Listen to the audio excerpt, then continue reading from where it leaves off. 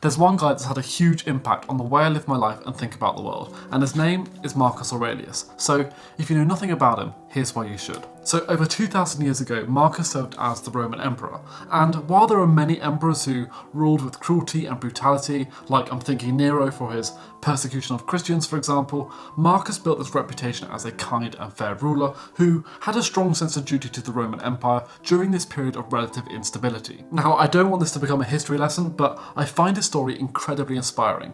Despite all the challenges he faced, he remained steadfast in his principles and ruled with integrity, becoming one of the key Stoic figures, and there's just so much that we can learn from him, even in our lives today. Luckily for us, Marcus actually documented a lot of his thoughts in his collection of writings called his Meditations, and this gives us a great glimpse into what his life might look like, how he went about his day, and how we can begin to build better lives for ourselves too. So the first principle we get from Marcus Aurelius is to wake early. Now, he wasn't exactly a morning person, but he fully understood the value of getting out of our cozy beds to embrace the early hours of the day. It was like he fully understood that there was something magical about those quiet moments before the world woke up, which gave him the time and freedom to engage in practices that nourish the mind, body and spirit. Whether it was starting the day in quiet contemplation, or reflecting on his thoughts and emotions, or even engaging in some amount of physical exercise, Marcus knew that starting the day with intention helped to set the stage for a truly productive and fulfilling life. I can certainly say for myself that waking up early has had a huge positive impact on my life,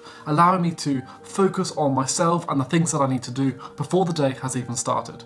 Sure, it can be really tempting just to stay in bed first thing in the morning, especially when it's cold outside or I know I've got quite a tough day ahead, but here's the thing, I still need to do this work. Whether it's my job, whether it's the chores around the house, or whether it's my own personal projects, there are things that I need to tackle. So like Marcus, we should all approach our day with the energy and dedication that it deserves, because we've all got work that we need to do and, more importantly, want to do too. Secondly, we should journal every single day. Now, from what we can gather, Marcus used his journal as a way of preparing himself for the challenges he might face that day.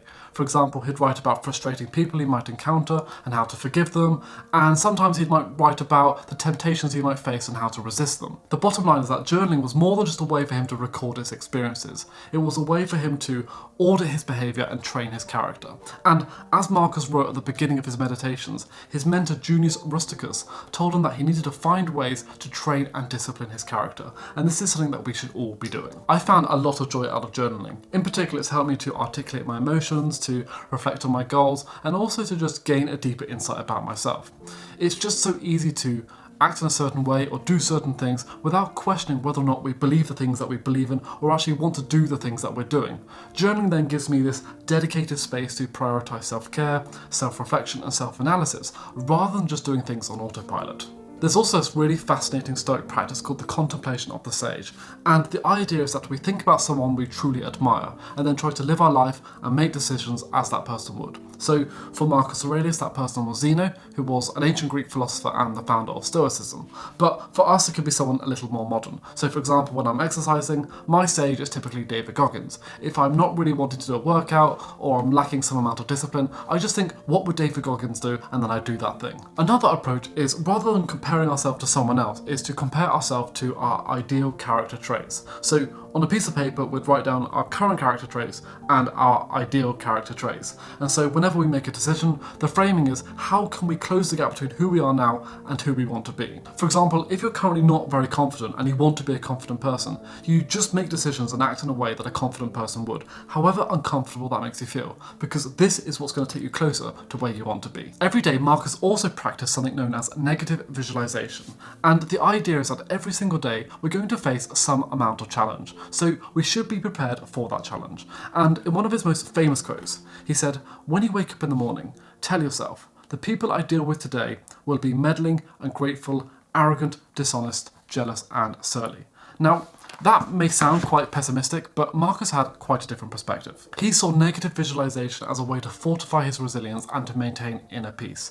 By preparing himself for the challenges he might face and the difficult people he might encounter, he was ready to handle anything. In short, Stoics, like Marcus, truly believed in the power of perceptions. It's 100% within our control to choose how we perceive and respond to challenges that we face every single day.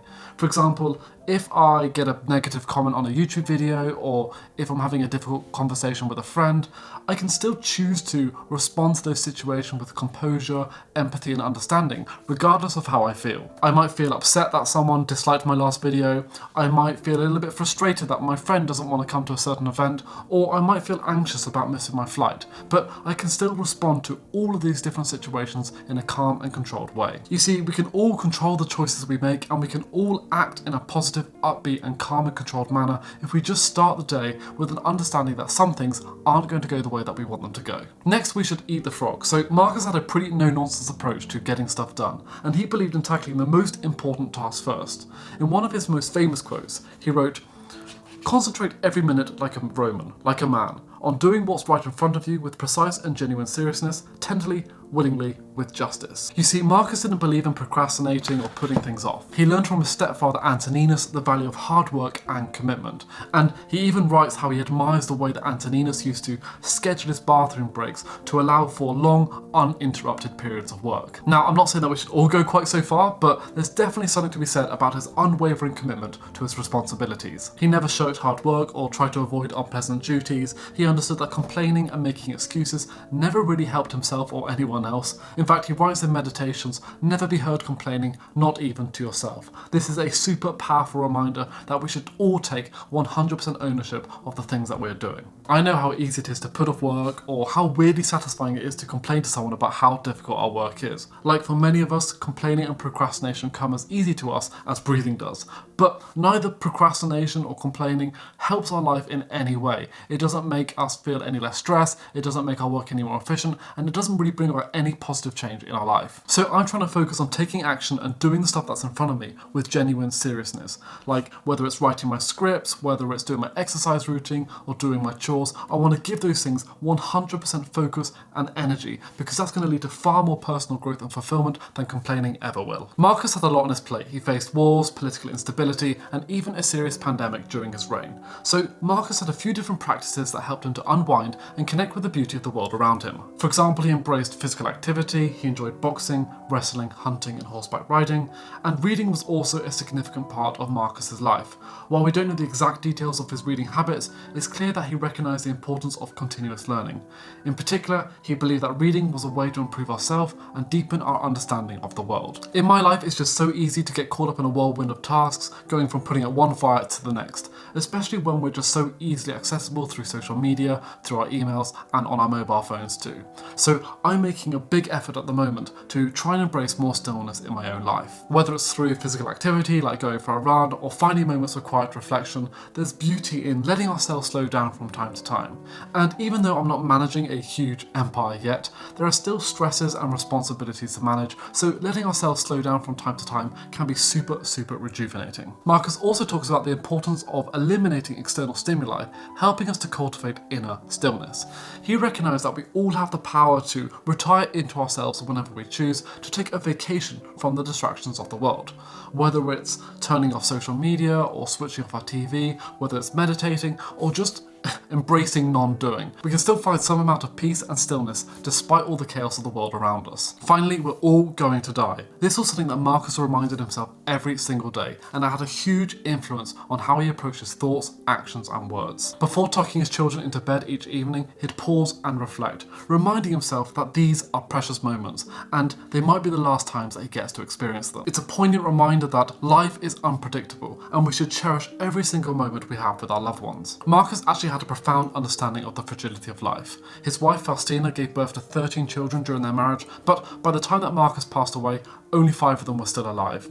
And this loss undoubtedly shaped his perspective on the transient nature of existence and the importance of cherishing the time that we have with our loved ones. So as I go about my day, I'm reminded to be more aware of my mortality. It's a reminder to seize the opportunities that come my way, to nurture my relationships, and to pursue my passions wholeheartedly. By acknowledging the fleeting nature of life, I'm encouraged to make the most of my time and to live more authentically. We should all learn to cherish each day, prioritise what matters, and live with purpose. Remember, our life on this earth is limited, but within that limitation lies the power to create a life of meaning and significance.